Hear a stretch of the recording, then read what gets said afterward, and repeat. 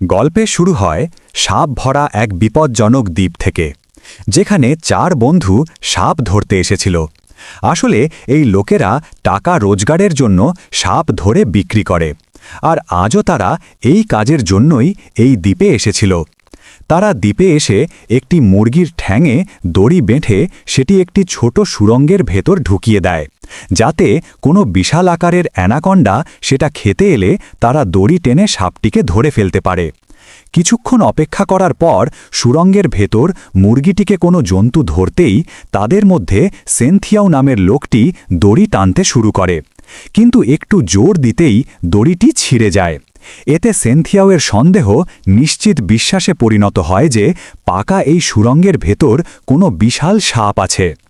তাই সেন্থিয়াও তার সঙ্গীদের বলল যে সে নিজেই সুড়ঙ্গের ভেতর গিয়ে সাপটিকে ধরে আনবে, আর সে ইশারা করলেই যেন তারা তাকে বাইরে টেনে নেয়। এই বলে সেন্থিয়াও যেই সুড়ঙ্গের ভেতরে গেল, সেখানে সে একটি সাপ দেখতে পেল যার আকার ছিল বেশ বড়। সেন্থিয়াও যেতেই সেটিকে ধরে ফেলল, কিন্তু তখনই সেন্থিয়াও দেখল যে এই সুড়ঙ্গটি ভেতর থেকে অনেক বেশ বড় ছিল, আর সে এখানে বিপদের আভাসও পাচ্ছিল।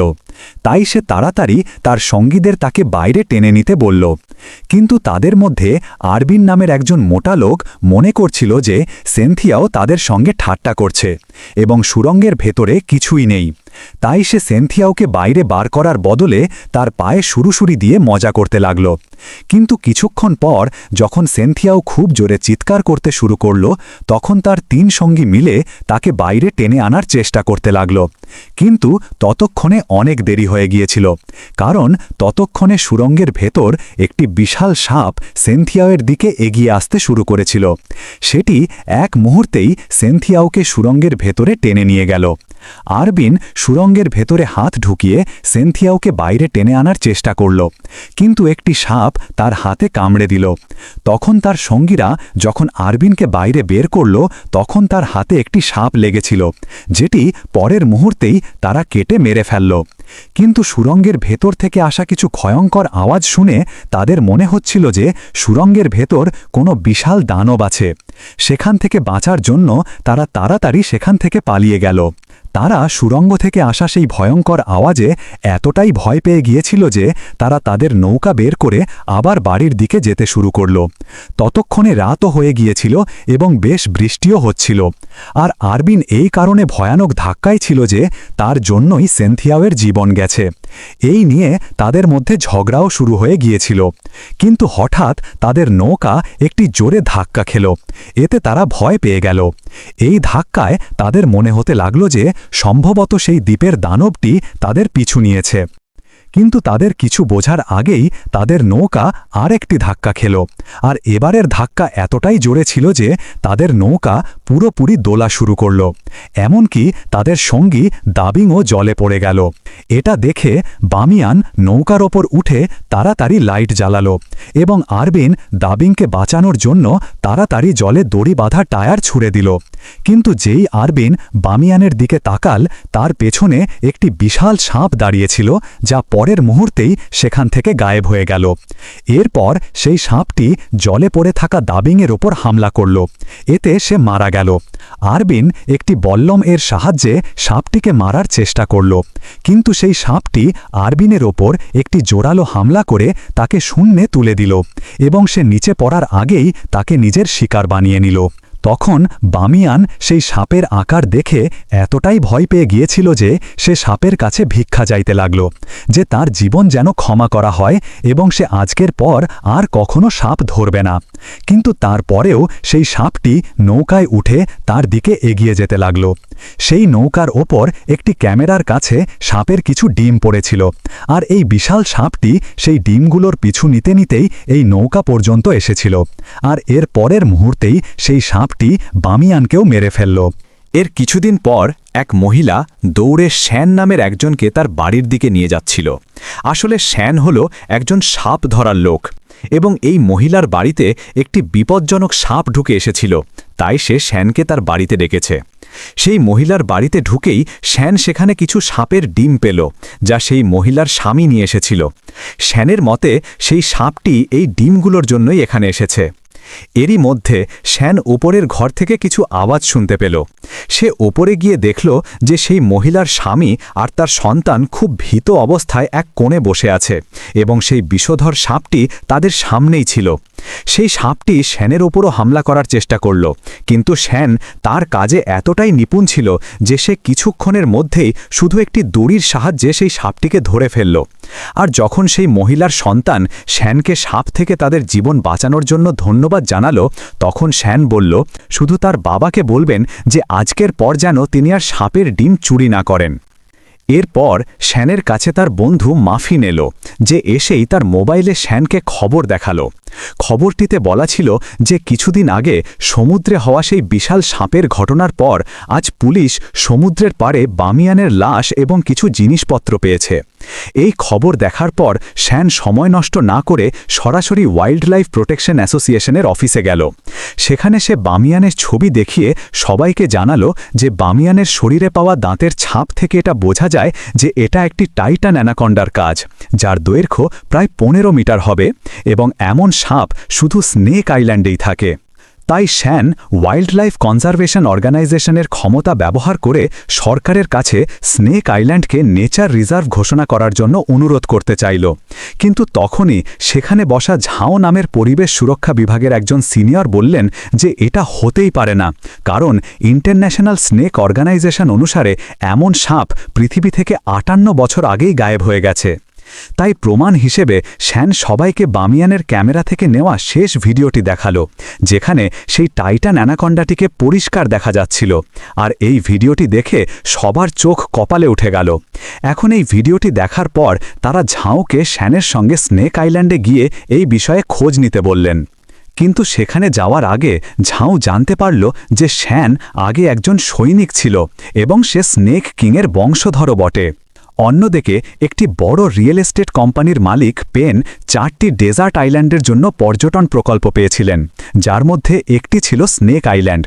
পেন তার এই প্রকল্পের জন্য প্রচুর টাকা খরচ করেছিলেন এবং এই কারণে সে জিন নামের একজনের কাছে এলো যে ব্ল্যাক মার্কেটে সাপ ধরে বিক্রি করে।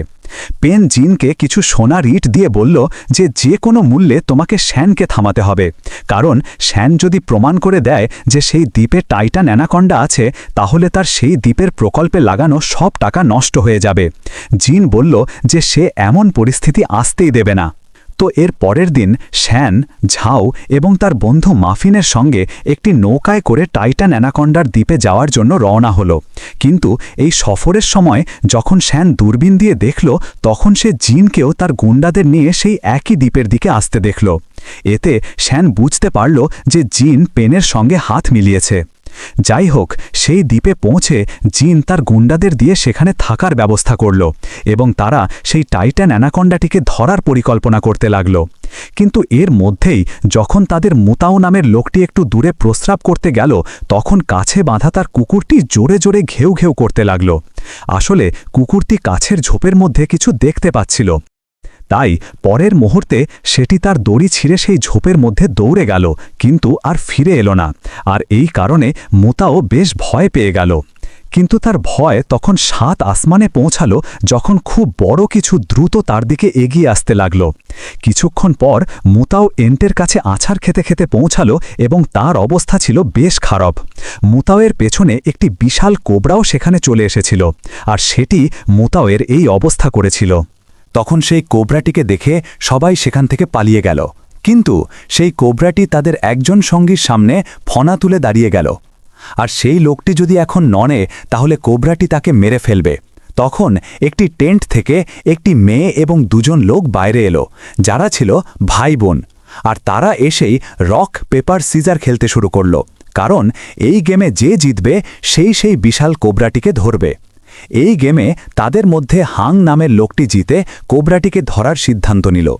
সে এতটাই দক্ষ ছিল যে মুহূর্তের মধ্যে কোবরাটিকে ধরে একটি ব্যাগে ভরে জিনকে দিয়ে দিল। কিন্তু এরই মধ্যে শ্যান ও তার সঙ্গীদের নিয়ে সেখানে এসে পৌঁছালো, যে এসেই জিনকে সেই কোবরাটিকে ছেড়ে দিতে বলল। একটু কথা কাটাকাটির পর জিন শ্যানকে বলল যে যদি তুমি আমার কাছ থেকে কোবরাওয়ালা ব্যাগটি ছিনিয়ে নিতে পারো তবে তুমি এটি নিয়ে যেতে পারো। কিন্তু এমন করতে গিয়ে তাদের দুজনের মধ্যে লড়াই শুরু হলো, যেখানে শ্যান আগে সৈনিক হওয়ার কারণে জিনের ওপর ভারী পড়ছিল এবং সে কিছুক্ষণের মধ্যেই সেই কোবরাওয়ালা ব্যাগটি পেয়ে গেল। তখন তার বস অর্থাৎ জিনকে হারতে দেখে তার গুন্ডারা শ্যান এবং তার সঙ্গীদের ওপর অস্ত্র ধরল, কিন্তু জিন তাদের সেখান থেকে যেতে দিল, কারণ জিন এই লড়াইয়ে হেরে গেলেও তার পরিকল্পনা এখন অন্য কিছু ছিল। অন্যদিকে শ্যান, মাফিন এবং ঝাউ কোবরাটিকে মুক্ত করার পর জায়গায় জায়গায় গিয়ে টাইটান অ্যানাকন্ডা থাকার প্রমাণ জোগাড় করতে লাগল। এর মধ্যে বেশ রাত হয়ে গিয়েছিল এবং বৃষ্টিও শুরু হয়েছিল। সেই বৃষ্টি থেকে বাঁচার জন্য শ্যান রাত কাটানোর জন্য ঝাউ এবং মাফিনকে তার দাদুর তৈরি একটি কটেজে নিয়ে গেল। কিন্তু যেই তারা সবাই সেই কটেজের ভেতরে এলো তখন তারা সেখান থেকে পচা মাছের দুর্গন্ধ পেতে লাগল। এতে তাদের সন্দেহ হলো যে সম্ভবত টাইটান অ্যানাকন্ডা নিশ্চয়ই এখানে এসেছিল। তাই তারা সতর্ক হয়ে সেই কটেজটি মনোযোগ দিয়ে দেখতেই তখনই তারা সেখানে একটি লাশ পেল। সেটি দেখে মাফিন আর ঝাউ বেশ ভয় পেয়ে গিয়েছিল, কিন্তু শ্যান যখন সেই লাশটিকে দেখল তখন সে দেখল যে সেই লাশটি আর কারোর নয়, বামিয়ানের বন্ধু আরবিনের ছিল। তার পচা শরীর দেখে ঝাউ জানালো যে তার মৃত্যু সাপ গিলে ফেলার কারণেই হয়েছে।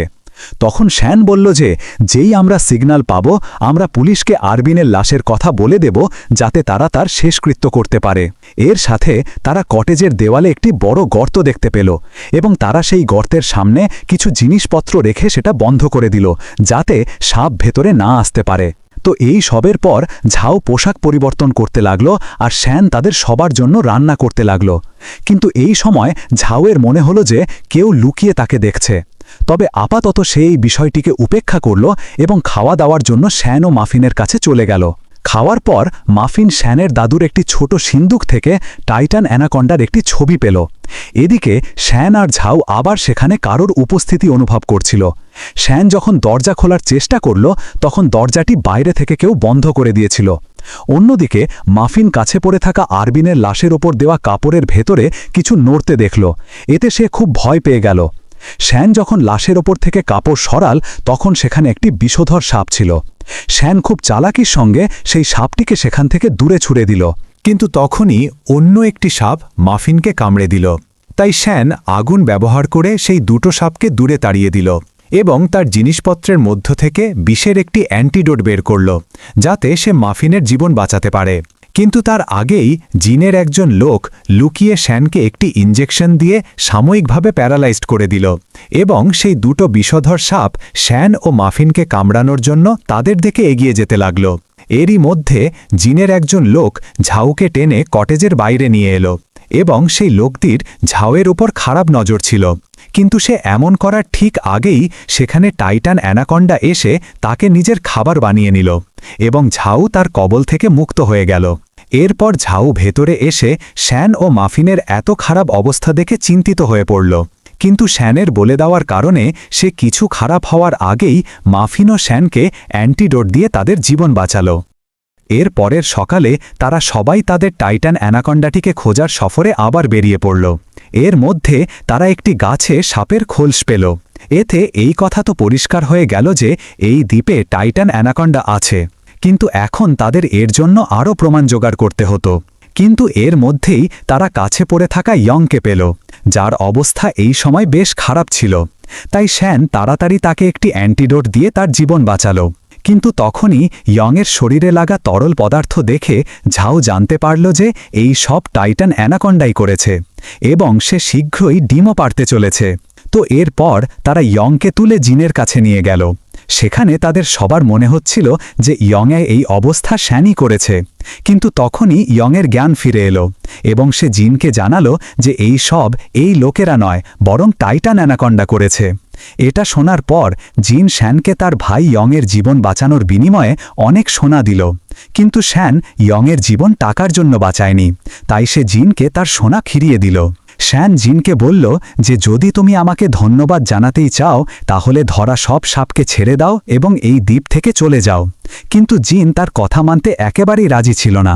তাই অনেক তর্ক করার পর শ্যান বলল যে যদি তুমি আমাকে তোমার ভাইকে বাঁচানোর দাম দিতে চাও তাহলে আমাকে একটি গাড়ি দাও। তখন জিন তার কথা মেনে তাকে গাড়ি দিল এবং শ্যান তার সঙ্গীদের নিয়ে গাড়ি নিয়ে সেখান থেকে চলে গেল।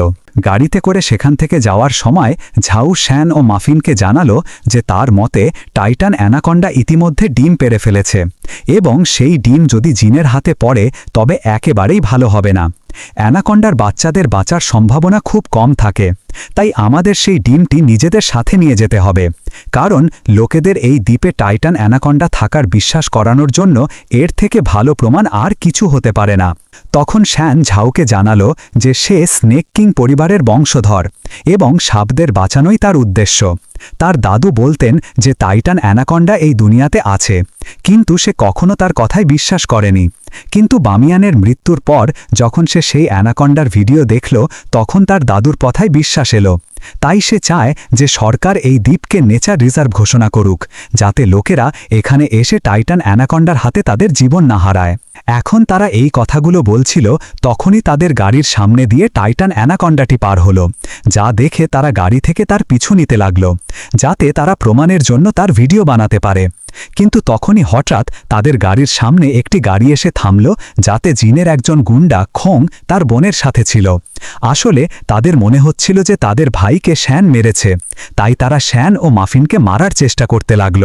কিন্তু অনেক লড়াইয়ের পর শ্যান হাংকে এবং মাফিন সেই মেয়েটিকে অজ্ঞান করে দিল। এরপর তারা তাড়াতাড়ি ঝাউকে খুঁজতে বেরিয়ে পড়ল, যে একা একাই টাইটান অ্যানাকন্ডার পিছনে চলে গিয়েছিল। এদিকে ঝাউ টাইটান অ্যানাকন্ডার পিছু নিতে নিতে তার গুহায় পৌঁছে গিয়েছিল। সেই গুহা থেকে অ্যানাকন্ডাটিকে বাইরে যেতে দেখে ঝাউ টর্চের সাহায্যে যখন নিচে দেখল তখন সে সেখানে অ্যানাকন্ডার ডিমগুলো দেখতে পেল, যা দেখে সে বেশ খুশি হল। এখন অ্যানাকন্ডা গুহায় না থাকার কারণে ঝাউ একটি দড়ির সাহায্যে নিচে নেমে অ্যানাকন্ডার ডিমগুলোকে কাছ থেকে দেখতে লাগল। কিন্তু যেই তার মনে হলো যে অ্যানাকন্ডা গুহায় ফিরে আসছে তখনই সে তাড়াতাড়ি তার ব্যাগে তার একটি ডিম ভরে সেটা নিয়ে আবার সেই দড়ির সাহায্যে ওপরে উঠতে লাগল। কিন্তু তখনই সেই লোকটি ঝাউয়ের পা ধরে তাকে নিচে টানতে লাগল, যে কটেজের বাইরে ঝাউয়ের ইজ্জত লুট করার চেষ্টা করেছিল।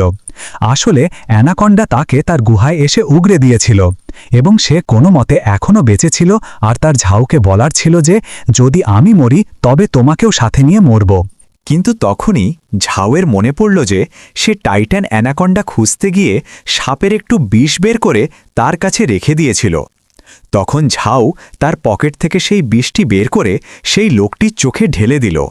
এতে সে খুব জোরে ছটপট করতে লাগল এবং ঝাউ দড়ির সাহায্যে আবার ওপরে উঠে গেল। সেই লোকটি ছটপট করতে করতে অ্যানাকন্ডার একটি ডিমও ভেঙে দিয়েছিল এবং সে ঝাউয়ের দড়ি ধরে সেখান থেকে বের হওয়ার চেষ্টা করল। কিন্তু এই সময় অ্যানাকন্ডা নিজের গুহায় ফিরে এলো এবং সে তার জোরালো বাঁধন দিয়ে সেই লোকটিকে মেরে ফেলল। ঝাউ গুহা থেকে পালিয়ে ফিরে আসছিল, যেখানে রাস্তায় তার সঙ্গে শ্যান এবং মাফিনেরও দেখা হলো। কিন্তু ঝাউয়ের পেছনে সেই অ্যানাকন্ডাটিও আসছিল। তা থেকে বাঁচার জন্য শ্যান ও মাফিন তাড়াতাড়ি ঝাউকে তাদের গাড়িতে বসালো এবং অ্যানাকন্ডা থেকে বাঁচার চেষ্টা করতে লাগল। তখন গাড়িতে শ্যান ঝাউকে জিজ্ঞাসা করল যে তুমি অ্যানাকন্ডার ডিএনএ স্যাম্পল ছাড়া আর কিছু তো নিয়ে আসোনি তো? তখন ঝাউ মিথ্যা বলে বলল যে সে আর কিছুই আনেনি। কিন্তু শ্যান জানত যে অ্যানাকন্ডা ঝাউয়ের পিছু এই কারণেই করছে, কারণ সে নিশ্চয়ই সেখান থেকে কিছু না কিছু তার সাথে এনেছে। এই কারণে শ্যানের কথাই যখন মাফিন ঝাউয়ের ব্যাগ চেক করল তখন তার মধ্যে থেকে অ্যানাকন্ডার সেই ডিমটি পাওয়া গেল, যা ঝাউ তার গুহা থেকে চুরি করে এনেছিল। আর শ্যানের বক্তব্য ছিল যে যদি এই ডিমটিকে অ্যানাকন্ডার গুহায় ফিরিয়ে রাখা না হয় তবে আমরা সবাই মারা যাব। কিন্তু ঝাউ কোনো অবস্থাতেই এই ডিমটিকে নিজের সাথে নিয়ে যেতে চেয়েছিল। তাই সে মাফিনের গলায় ছুরি রেখে শ্যানকে গাড়ি চালাতে বলল।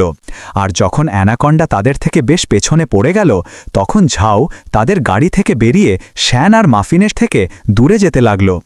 কিন্তু তার সেখান থেকে বের হওয়ার আগেই জিন আর তার লোকেরা এসে ঝাউকে ঘিরে ফেলল, যেখানে তাদের কথায় এটা স্পষ্ট হয়ে গেল যে ঝাউ আসলে জিনের মতোই কারোর জন্য কাজ করে এবং সে শ্যানের সঙ্গে এই দ্বীপে এই কারণেই এসেছিল, কারণ তাকে টাইটান অ্যানাকন্ডার ডিম আনার চুক্তি কন্ট্রাক্ট দেওয়া হয়েছিল।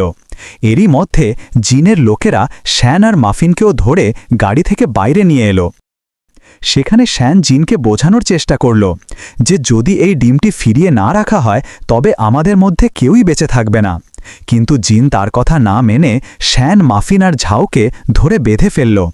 জিন মাফিন আর শ্যানকে একটি কন্টেনারের ভেতরে বেঁধে তাদের ওপর অনেক রক্ত ঢেলে দিয়েছিল, যাতে সে তাদের টোপ হিসাবে ব্যবহার করে টাইটান অ্যানাকন্ডাকে সেখানে ডেকে আনতে পারে, কারণ জিন সেই ভয়ঙ্কর সাপটিকে ধরতে চেয়েছিল।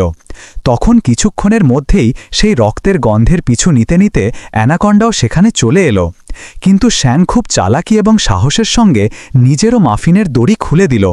এরপর তারা অ্যানাকন্ডাকে ফাঁকি দিয়ে সেখান থেকে বেরিয়েও যেতে পারত, কিন্তু বাইরে টেন্টে থাকা জিন সিসিটিভি ক্যামেরা থেকে এটা দেখল। তাই সে বাইরে থেকে কন্টেনারের দরজা বন্ধ করিয়ে দিল, আর শ্যান ও মাফিন সেখানে আটকে গেল। অন্যদিকে ঝাও এইসব দেখে ফেলেছিল, তাই সে খুব চালাকির সঙ্গে তার হাত খুলল এবং শ্যান ও মাফিনকে বাঁচানোর জন্য বাইরে ছুটল। কিন্তু জিনের গুন্ডারা তাকে ধরার জন্য তার পেছনে পড়ল। তখন ঝাও কোনো মতে ইয়ংয়ের গলায় ছুরি রেখে তাকে নিজের দখলে নিল এবং সুযোগ পেয়ে সেই কন্টেনারের ওপর উঠে গেল, যার ভেতরে শ্যান আর মাফিন ছিল।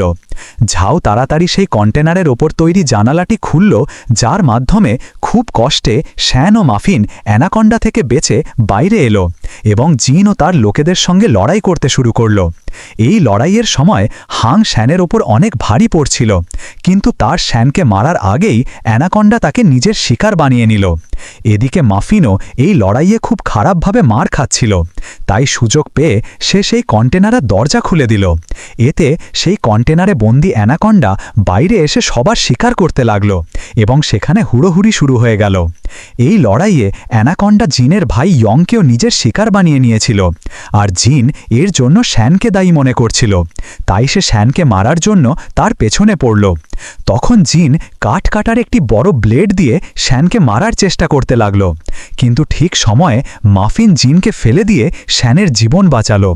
এরই মধ্যে ঝাউ তাড়াতাড়ি অ্যানাকন্ডার ডিমটি নিয়ে সেখান থেকে পালিয়ে সরাসরি নৌকায় চলে এলো এবং এই দ্বীপ থেকে বের হওয়ার প্রস্তুতি নিতে লাগল। কিন্তু তার সেখান থেকে বের হওয়ার আগেই জিনও তার পিছু নিতে নিতে সেখানে এসে পৌঁছালো এবং সে এসেই ঝাউকে মেরে আধমরা করে দিল। এরপর জিন যেই নৌকা স্টার্ট করল, ঠিক তখনই নৌকায় শ্যান আর মাফিনও এসে পৌঁছালো। তাদের দেখে জিন ঝাউয়ের গলায় ছুরি রেখে তাদের দুজনকে নৌকা থেকে নিচে নামতে বলল, কিন্তু ঝাউ জিনের হাতে কামড়ে দিল, আর জিন সেই ছুরি তার পিঠে ঠুকিয়ে দিল। কিন্তু তখনই শ্যান জিনকে আগুন নেভানোর যন্ত্র ছুঁড়ে মারল এবং তার সঙ্গে আবার লড়তে শুরু করল। এবারও জিন শ্যানকে মারতেই যাচ্ছিল, কিন্তু মাফিন আরও একবার তার জীবন বাঁচিয়ে দিল। তখনই শ্যান দেখল যে সেই অ্যানাকন্ডা ডিমের পিছু নিতে নিতে সেই নৌকা পর্যন্ত চলে এসেছে। তাই সে অ্যানাকন্ডা ডিমটি ফিরিয়ে দেওয়ার সিদ্ধান্ত নিল, যাতে তাদের সবার জীবন বাঁচানো যায়। কিন্তু এরই মধ্যে জিন ছুরি নিয়ে অ্যানাকন্ডার সামনে দাঁড়িয়ে গেল, আর অ্যানাকন্ডা তাকেও মেরে ফেলল। এরপর সেই সাপটি তার ডিমটি তুলল এবং শ্যান, মাফিন ও ঝাউকে কিছু না বলেই সেখান থেকে ফিরে গেল।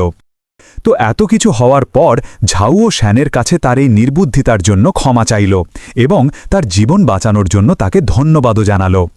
এখন বাকি সব তো ঠিক ছিল, কিন্তু ঝাউ জিজ্ঞাসা করল যে এই দ্বীপকে নেচার রিজার্ভ বানানোর জন্য তাদের কাছে কি কোনো প্রমাণ আছে। আসলে শ্যানের কাছে এখনও তার দাদুর তোলা অ্যানাকন্ডার ছবিটি ছিল, কিন্তু শ্যানের বক্তব্য ছিল যে যদি কোনো জিনিসকে বাঁচিয়ে রাখতে হয় তবে তাকে সবার কাছ থেকে লুকিয়ে রাখাই ঠিক। এই কারণেই সে সেই শেষ প্রমাণটিও সমুদ্রে ছুঁড়ে ফেলে দিল, আর এর সঙ্গেই এই গল্পটিও এখানেই শেষ হয়ে যায়। তো ভিডিও পছন্দ হলে ভিডিওতে অবশ্যই লাইক করবেন, এবং যদি আপনি এই চ্যানেলে প্রথমবার এসে থাকেন তবে তাড়াতাড়ি এই চ্যানেলটিকে সাবস্ক্রাইব করে নিন, কারণ আমি প্রায়শই এই চ্যানেলে এরকম সব সাপের ভালো ভালো মুভি বাছাই করে নিয়ে আসি। তো আশা করি সাবস্ক্রাইব করে রাখবেন, কমেন্টে জানাবেন ভিডিওটা কেমন লাগলো।